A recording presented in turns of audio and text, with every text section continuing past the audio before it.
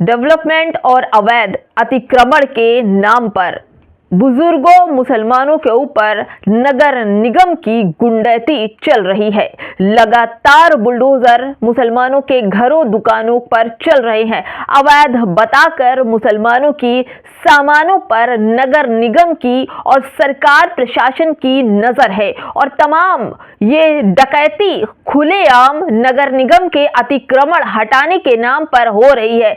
आज एक ऐसा वीडियो आपको दिखाऊंगी या आप समझेंगे कि मुसलमानों के साथ किस कदर की जास्ती चल रही है। एक बुजुर्ग जो जमीन पर लोट लोट कर रो रहा है, जमीन पर पैर रगड़ रगड़ कर रो रहा है कि मुझे कुछ दिन का मोहलत दो और हमारी बकरियां ना ले जाओ, लेकिन डकैती खुलेआम हो रही है क्योंकि वहां मुसलमान हैं। अतिक्रमण के नाम पर बड़ी ही मुस्तैदी से मुसलमानों के साथ जुल्म लिखा जा रहा है, जुल्म किया जा रहा है, लेकिन सब कुछ शांति बनी है क्योंकि जुल्म एक ही पक्ष के साथ हो रहा है।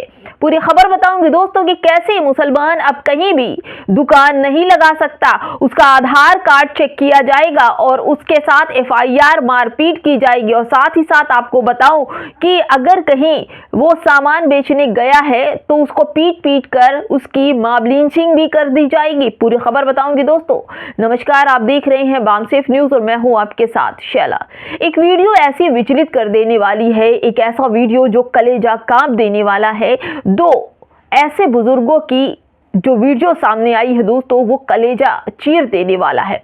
दोस्तों मैं आपको दिखा रही हूं द मुस्लिम की खबर। लोकेशन है उदयपुर राजस्थान की, जहां पर अतिक्रमण के नाम पर एक बुजुर्ग की दुकान तोड़ दी गई जिसमें उसने 5-6 बकरियां पाल रखी थी। दोस्तों देखिए, मुस्लिम बुजुर्ग की नगर निगम ने बकरियां की जब्त। नगर निगम ने मुखर्जी चौक से अतिक्रमण हटाया और बाजार से बकरियां ले गए।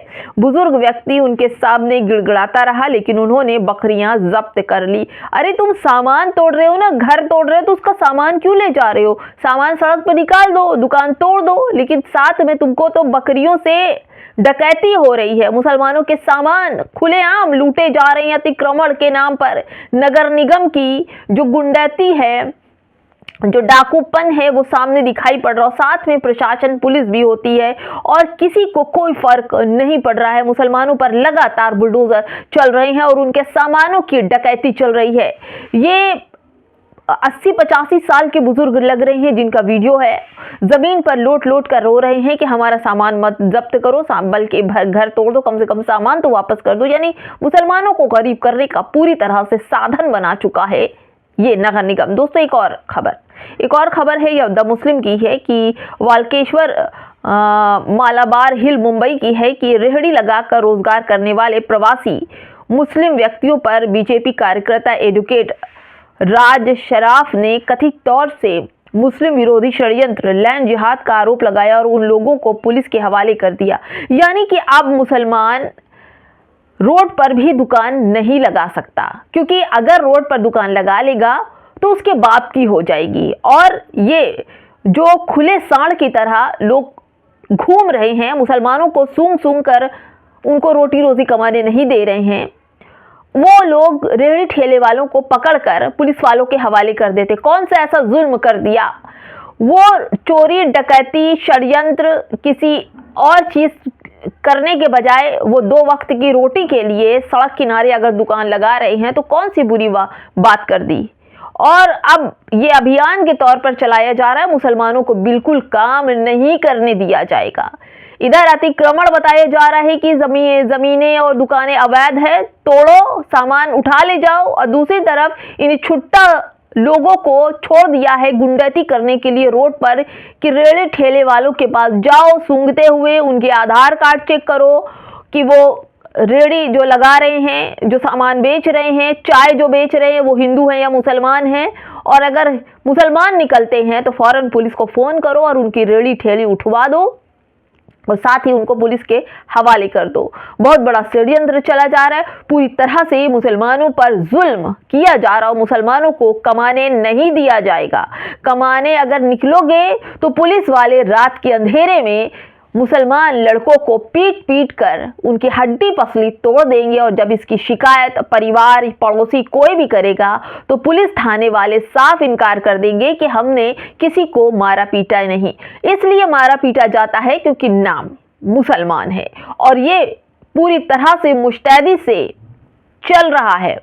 मैं आपको ये भी खबर दिखाती हूँ दोस्तों। ये खबर है कि रात के अंधेरे में 23 वर्षीय मुसलमान लड़के को जबरदस्ती रास्ता चलते पुलिस वाले मारते हैं और वो लड़का चिल्लाता है या अल्लाह बचा लो बचा लो। और जब इसकी शिकायत उसके परिवार पुलिस थाने पर लेकर जाता है कि आखिर क्यों मारा गया, किस जुर्म में मारा गया, क्या खता थी उसकी, तो पुलिस वाले साफ कहते हैं कि ऐसा कुछ कोई भी मामला नहीं है। लेकिन जबकि फोटो वीडियो मोबाइल साफ वीडियो में दिखाई पड़ रहा है कि पुलिस वाले उस मुस्लिम व्यक्ति को मार रहे हैं जबरदस्ती। यानी कि खुन्नस, जहर और क्रूरता जो भरी गई है वो अब मुसलमानों के साथ सामने दिखाई पड़ रही है। अगर मुसलमानों के साथ कुछ होता है तो इसकी सुरक्षा कौन करेगा? जब कानून ही उन्हें जबरदस्ती उनके साथ जुल्म कर रहा है तो आगे किससे आदमी गुहार लगाएगा?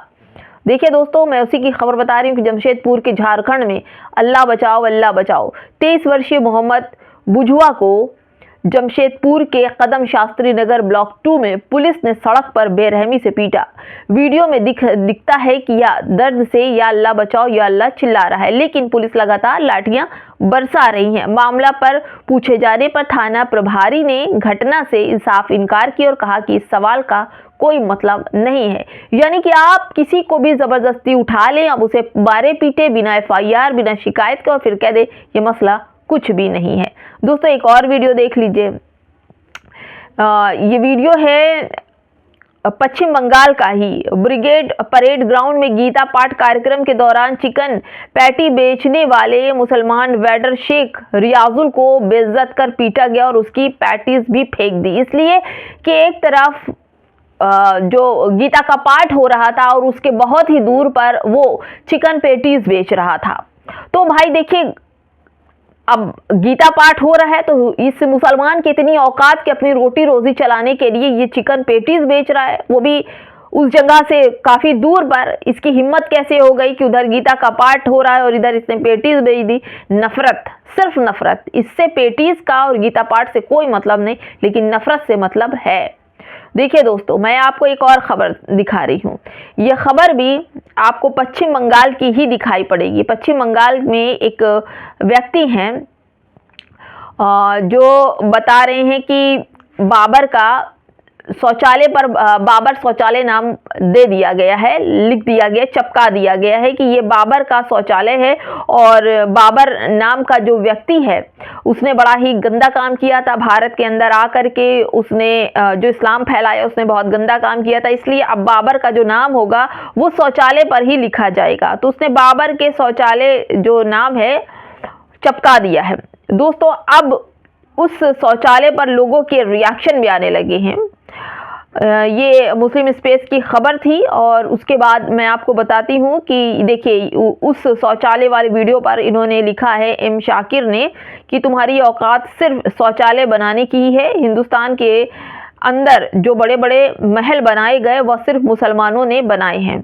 अब दूसरी बात मैं आपको इसी द मुस्लिम की ही खबर दिखाती हूँ कि बाबर नाम जो था मुगल जब आए देश के अंदर तो उन्होंने बड़ी बड़ी बिल्डिंगें बनाई, बड़े बड़ी मस्जिदें बनाई, बड़े बड़े लाल किला, कुतुब मीनार, ताजमहल वगैरह वगैरह मस्जिदें बनाई, जो विदेशी पर्यटक आकर के यहाँ पर उन्हीं मुगलों की बनाई हुई इमारत पर बहुत पैसे खर्च करके जाते हैं और देखने भी आते हैं। अभी हाल ही में कुछ लोग आए थे, ट्रम्प के बेटे आए थे, दुनिया भर के लोग आते हैं और वो ताजमहल, लाल किला, कुतुब मीनार ही देखने जाते हैं और उससे सरकार को काफ़ी बड़ा पैसा भी, मुनाफा भी मिलता है।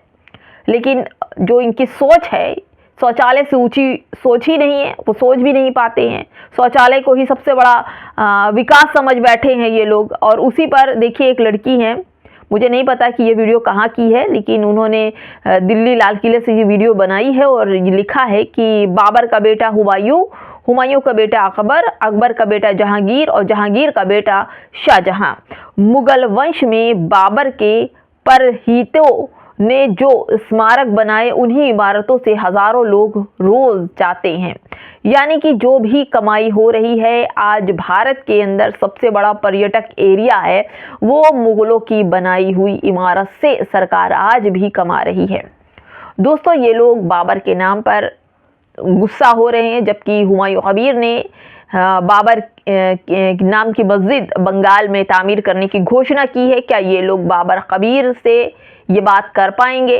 क्योंकि बाबर कबीर को तो बीजेपी का साथ मिला हुआ है और ये छुटपुंजिया पीछे पीछे बाबर को शौचालय बनाने, बाबर नाम के शौचालय बनाने में अपना ही विकास समझ रहे हैं। फिलहाल दोस्तों, इस वीडियो में इतना ही, लेकिन इतना ज़रूर कहूँगी कि मुसलमानों की सुरक्षा का सवाल अब घेरने लगा है कि आखिर मुसलमानों की सुरक्षा कैसे होगी। कमेंट बॉक्स में ज़रूर बताइए। नमस्कार।